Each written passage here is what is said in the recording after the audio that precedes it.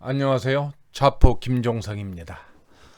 오늘은 그 주택임대사업장 현황신고 제2부 그것을 알고 싶다 이 부분에 대해서 할 겁니다. 제가 1부에서도 말씀을 드렸는데 2부도 같은 내용인데 약간 변형이 됐지만 한번 끝까지 들어보셨으면 좋겠습니다. 계속 우리가 처음 접한 것이기 때문에 듣고 또 들어야 좀 이해가 쉽고 또 마음의 결정을 할 수 있을 것 같습니다. 우선 한번 볼까요? 왜 등록을 해야 할까요? 그 다음에 주택임대 소득이란 어떤 걸 말할까요? 그 다음에 사업자 등록과 임대사업자 등록을 어떻게 구분할까요?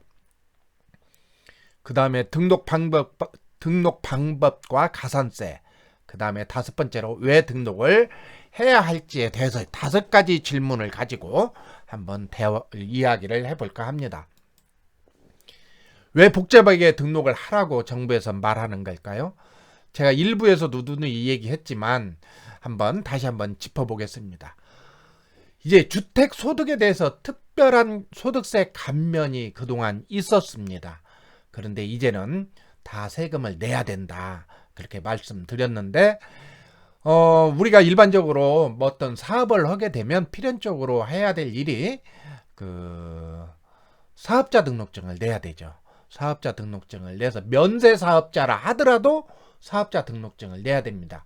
그런데 최근까지는 주택을 가지고 이렇게 임대를 놓는 경우에는 이런 부분이 많이 심화되지는 않았습니다. 근데 앞으로는 주택을 가지고 임대를 놓는다면 무조건 사업자 등록을 내라는 겁니다. 소득세는 신고하는 세금이에요. 정부에서 이렇게 과세하는 세금이면 좀 편하겠죠? 근데 이제 신고하는 세금이기 때문에 복잡하기도 하고 계산도 해야 되고 여러 가지 머리가 아픈 일들이 있을 수 있습니다. 최근에 이제 자동차세 가지고 이야기가 많습니다. 자동차세는 배기량을 가지고 세금을 부과해요. 그래서 대형차는 세금이 많고 소형차는 세금이 적습니다.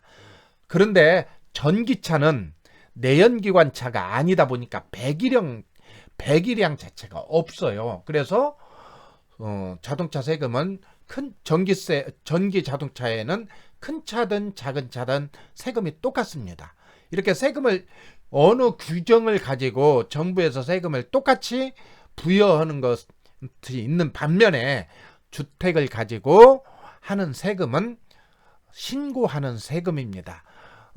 공실이 있을 수도 있잖아요. 또 임대료가 내려갈 수도 있고 올라갈 수도 있고 그래서 어떻게 보면 세금을 이렇게 신고하는 것이 당연한데 그럼에도 불구하고 우리가 습관화되지 않는 세금이라 조금은 머리가 아플 수가 있습니다.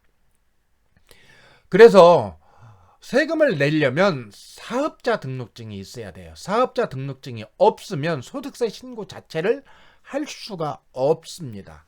다시 말해서 정부에서는 세금을 내라고 합니다. 이제는 세금을 내는데 그러려면 세금을 내야 되니까 어쩔 수 없이 사업자 등록증을 내는 것이 필수다.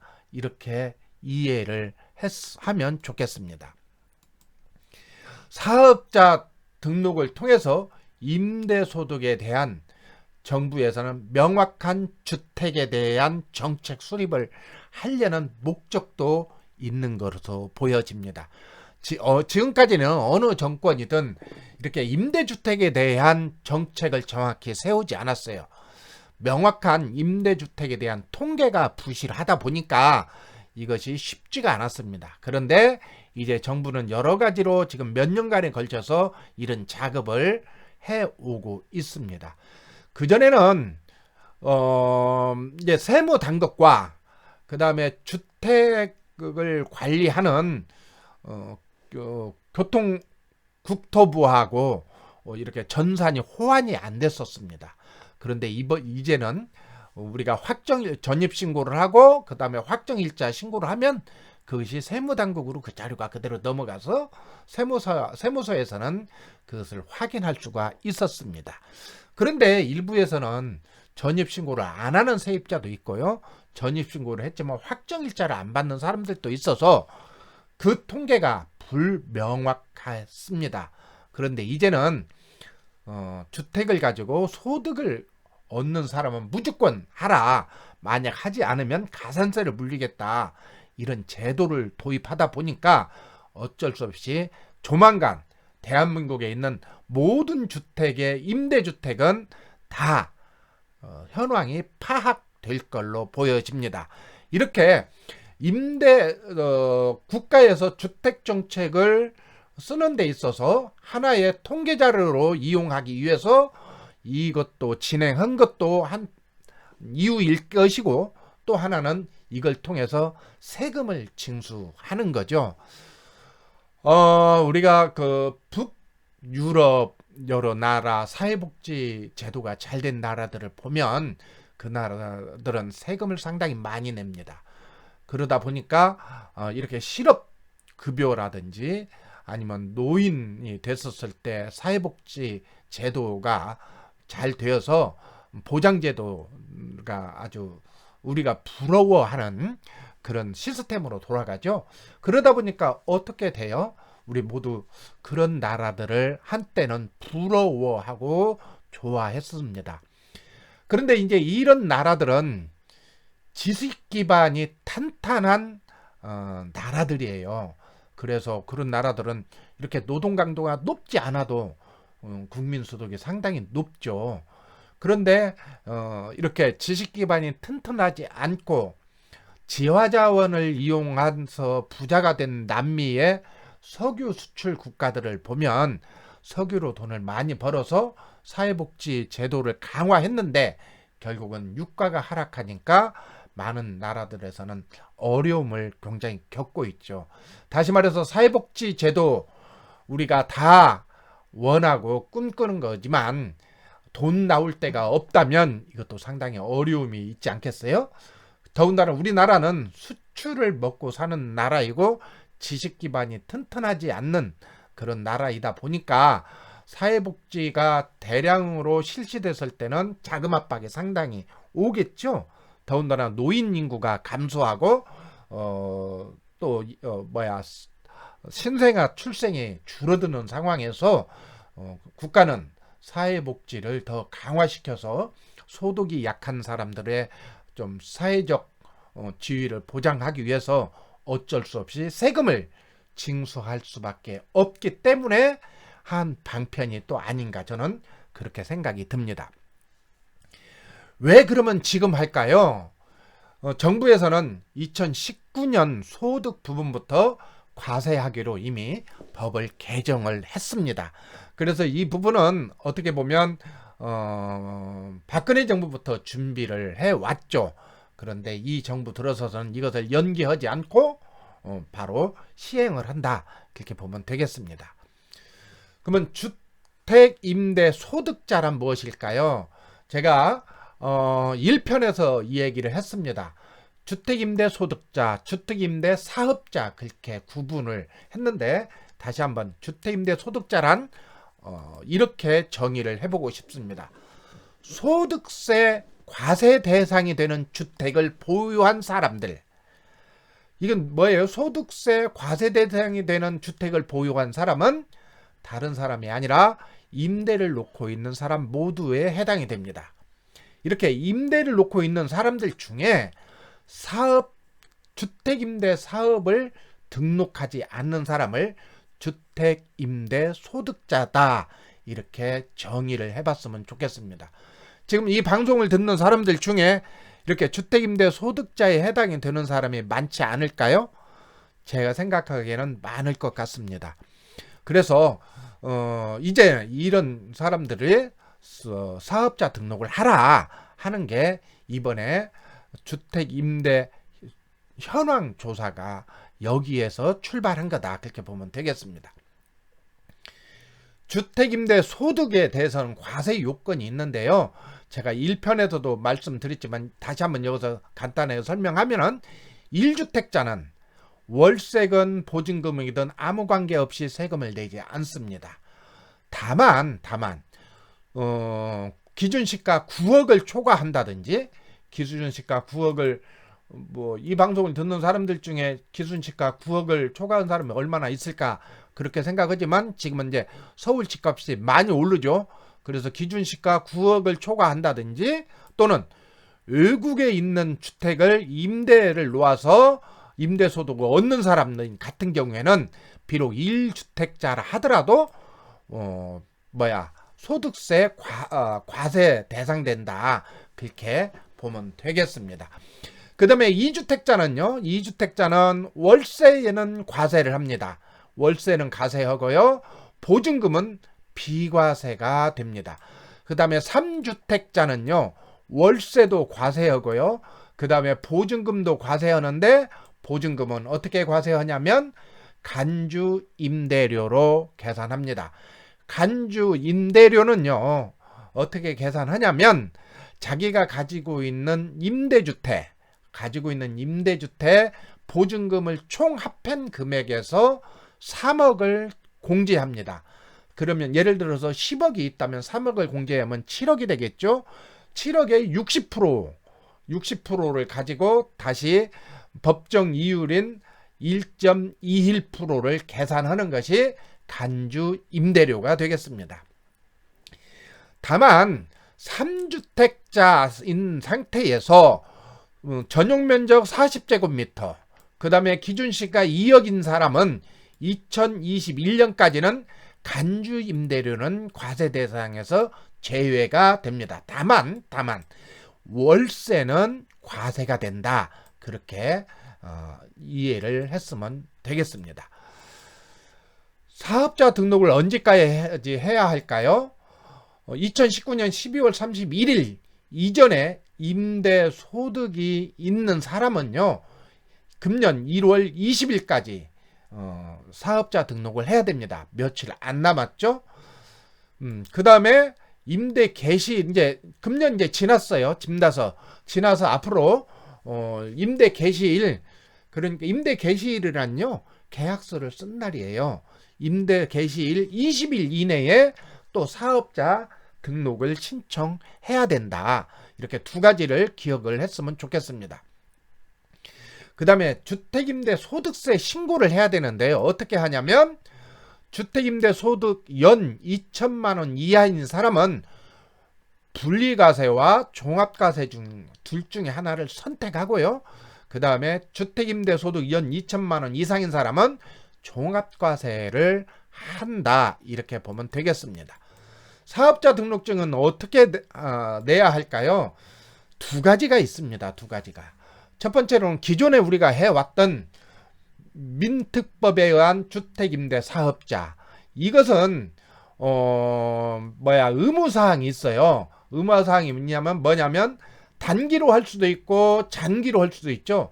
단기는 4년. 그렇죠?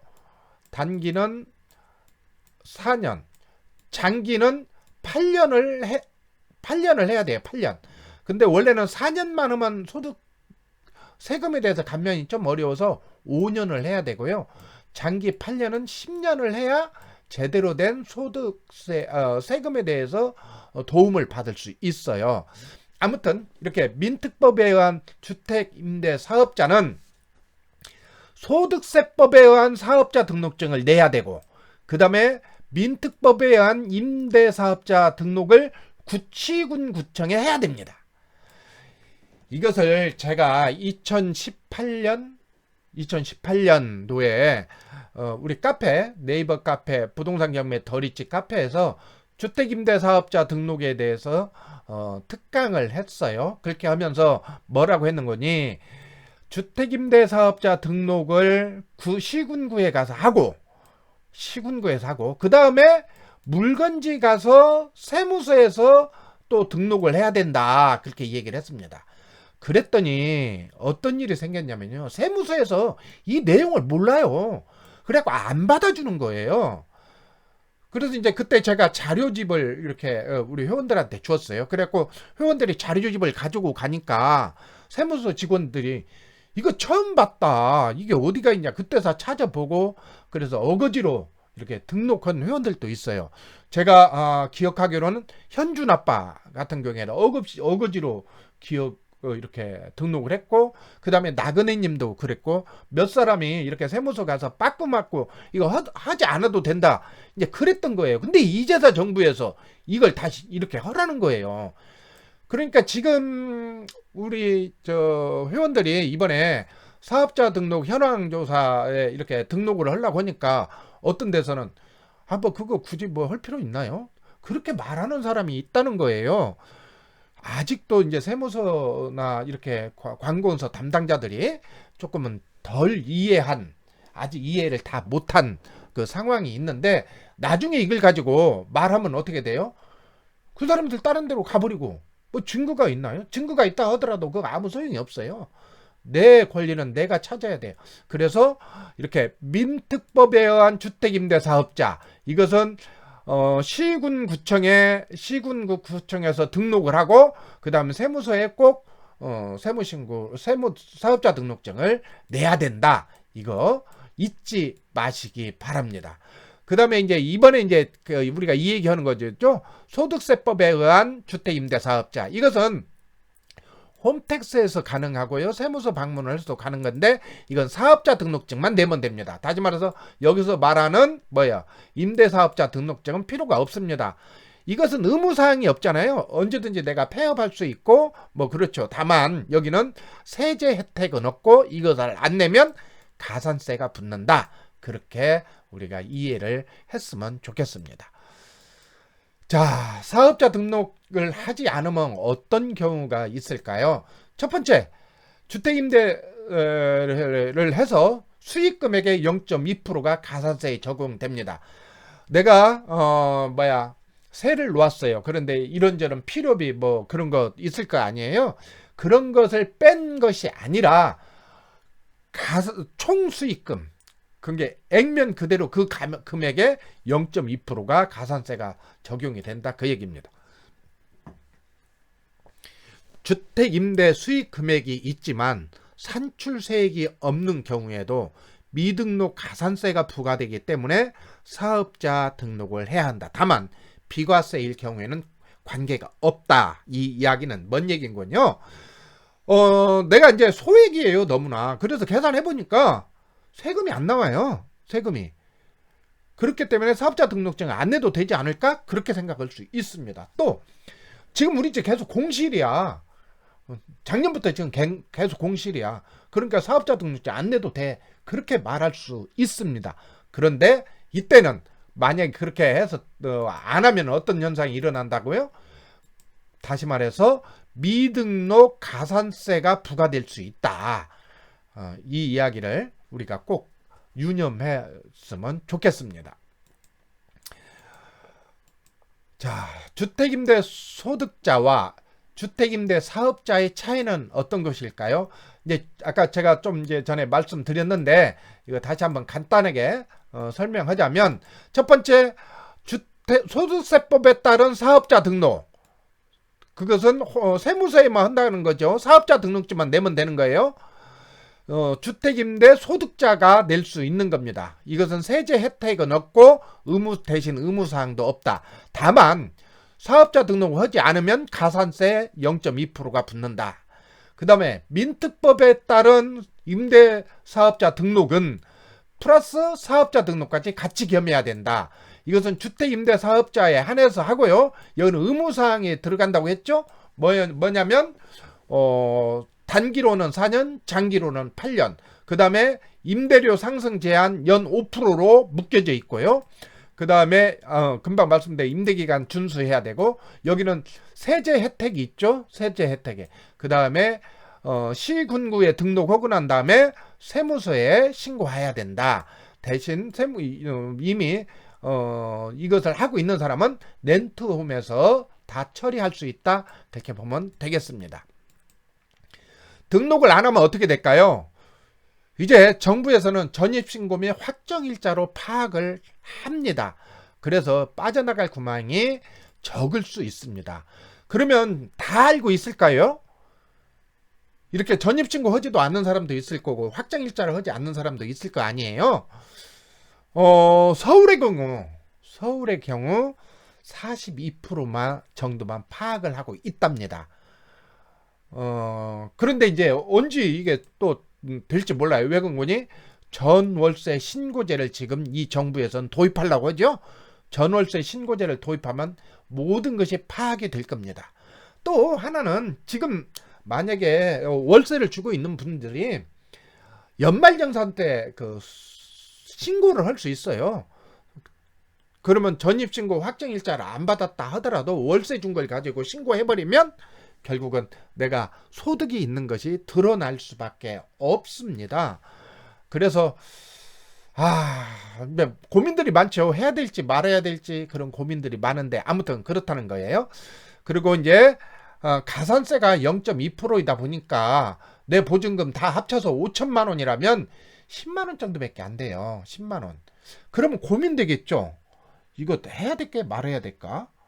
그러면 그 보증금 지금 전세로 사는 사람이 2억에 전세로 산다면 얼마예요? 2억에 산다면 40만 원이잖아요. 40만 원. 근데 그것이 몇 개가 된다면 한번 고민해 볼 필요가 있죠? 근데 이제 월세인데 보증금이 얼마가 안 된다면 한번 가산세 물더라도 한번 견뎌볼까? 그런 생각이 있을 수 있습니다.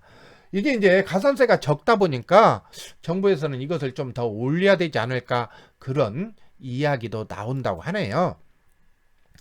또 하나, 이거 뭐 내가 금년에 팔 것 같은데 내가 금년에 팔아버리면 이거 폐업 시 등록했다가 또 폐업 신고도 해야 되고 머리 아프니까 그냥 가볼까? 또 아까 얘기한 것처럼 지금 뭐 내가 공실인데 또 뭐 전입이 안 되어 있는데 이거 뭐 신고해야 될까?